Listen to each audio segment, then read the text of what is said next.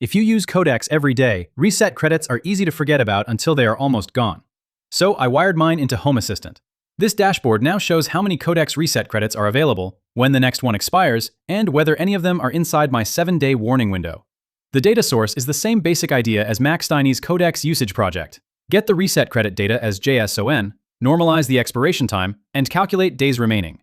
From there, Home Assistant does what it is good at. A REST sensor pulls the status snapshot. Template sensors expose the available count, expiring count, next expiration, and collector status.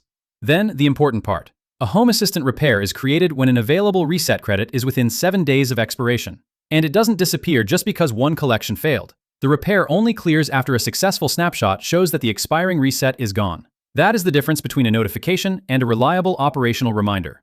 The dashboard card is intentionally boring. Collector status, next expiration, the repair window, and each reset credit row. It is meant to be scanned quickly, not admired. For source code, the Home Assistant side is in my Home Assistant config repo. The key pieces are the package that ingests the status JSON, the template sensors, the repair automation, and the infrastructure dashboard partial. The upstream reference is Max Steiny/Codex usage, especially the JSON reset output. My version routes the data into Home Assistant instead of stopping at the command line. If you want to copy the automation, don't copy the private parts of my setup.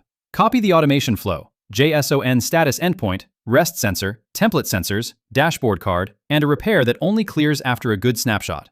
That gives Codex users an early warning where they already watch everything else. For the next video, watch build clean Home Assistant dashboards with YAML partials and templates, or choose the video YouTube recommends on screen. If this helped, liking and subscribing helps other Home Assistant and Codex users find the automation.